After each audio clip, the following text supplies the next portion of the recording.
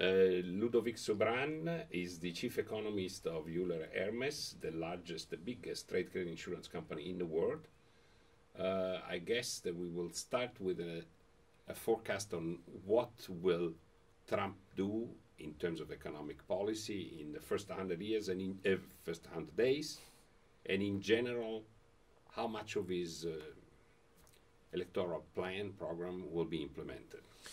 So there are three blocks to President-elect Trump announcement. The first one is on the stimulus, 1 trillion in additional infrastructure, 1 trillion in tax break. And I think this is the plan that he will start implementing as soon as possible, even though infrastructure takes time to be delivered, right? The second block is a more interesting one. It's a more liberal one. You know, he wants to lower corporate tax from 35% to 15%. He wants to make sure that there is a little bit more chutzpah in the American economy, and I think this will go very well with the GOP government. The last part, which is the most complex one, is the trade part. President-elect Trump promised 45% tariffs on Chinese imports. He promised to renegotiate NAFTA. He promised a lot in terms of repatriating, reshoring some of the physical capital to build cars, to build, you know, products in America. And I think this will be where the rubber hits the road. It will be hard because of the direct impact on SME and bigger companies' margins. You know, the cost of inputs could go higher. It would be hard because it will need to recreate the full supply chain, and this requires the private sector to invest. And we've seen for the past year that American companies have been continuing to hoard cash on their balance sheet because of the lack of confidence. So there are conditions to all of this plan to be executed, and in the first 100 days, you very much need to make sure, even though you have Congress, to go through every ex-ante analytical diagnostic to make sure that this doesn't look like a global Jenga, whereby you take out the pieces and you don't know what's going to happen. So there is still a lot of work to be done on that part. But I think, you know, launching the stimulus, and financial markets have reacted positively to this, and making sure that the private sector is at the center of the recovery, especially on jobs, is something that it will go through. And what effect will this have on trade? Well, you know, global trade has been disappointing for the past years. It has been disappointing particularly in value terms because it contracted in value between 2015, 2014, and then again between 2016 and 2015. We've lost the equivalent of the GDP of Germany, of exchange goods and services around the world. But it's also been disappointing in volume terms because we are much below 4% growth in volume terms, basically because you have two major economies that have been retreating from global trade, especially the US and China. And so if the US start to be into a smart protectionism mode, this will make it even harder for companies to access a market that should be growing slightly faster. So that would create not only a protectionism wave around the world. I do think that Europe may actually look into being more protectionist itself, but more importantly, it would create more fear factor for companies out there that thought that it was very easy to enter the American market. Now you will need to go through more hoops to get into the market. So I think trade is a complex matter. It's been even more complex, especially for SMEs. So I think the biggest, you know, the ones that would be the most impacted negatively would be the smaller and medium-sized enterprises because they don't know how to handle more protectionism. They don't know how to handle fragmented financing. They don't know how to handle, you know, the lack of forward visibility. So the bigger ones, they will still, you know, make sure that they will get, you know, the diversified markets. But the smaller ones, that would be hard. Now, you describe what's happened in the last few years on the trade side.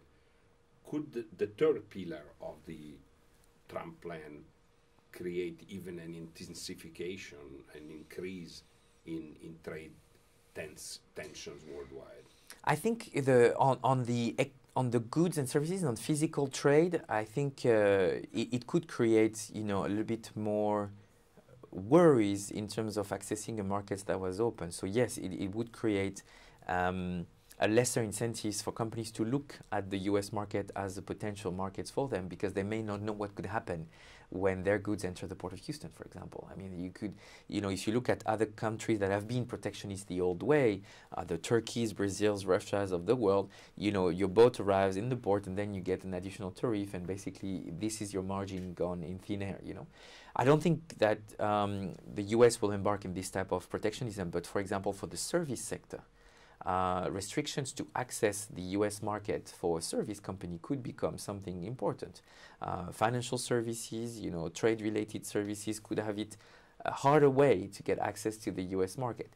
More interestingly, I think that the supply chains of the US go all the way from Mexico as providers in the car sector to China in the electronic sector. So the question would be, what are the sectors that could be the most important to recreate jobs and to reshore jobs in America? And here again, I think that if you look at the countries that have a huge bilateral trade surplus with the US, meaning the US is in deficit with these countries, the countries that have been a little bit working on the exchange rate to dump a little bit there, China is definitely at the center of the attention.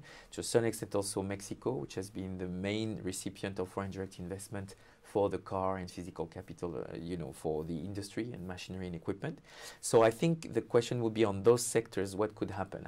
I think it will take time for the US to recreate a manufacturing base that it has long lost. But in the meantime, in the service sector or in the consumer-related sector, you could see more impediments to trade. And only this, when you're the biggest economy in the world, nudges entirely the global trade, growth. And I think we all need to look at what it means for exporters out there who already were facing non-payment risks higher, terms of payment increased, were multiplied by 5 in Asia. You see bankruptcies rising, in the US, but also in Brazil, in Singapore, etc. And you see now that there would be some old school protectionism into the economy. That's something that is never really welcome when you're trying to get out of your comfort zone as a company. You mentioned it, but I would like to close on a specific question about emerging markets. You mentioned China. In this scenario, which is a scenario that could bring, at least in the near term, some kind of growth in the US and return of growth, maybe even in other advanced economies, are the emerging markets more at risk than anybody else?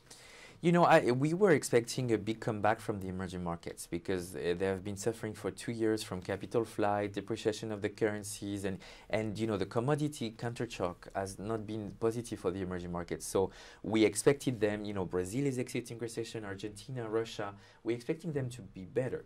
The world has been used now to China being a bit disappointing when it comes to growth. It takes 3 units of debt to create 1 unit of growth. People know that, and so they've been more worried about the way they approach the lost leader that is China. Now, this is indeed a game changer for the emerging markets, because if the dollar gets stronger, usually it means that the countries that have a large current account deficit will have a problem with their currency. If the US gets stronger, there will be more energy independence on the US side, because there will be more infrastructure on the grid and spending on making sure that the US is independent.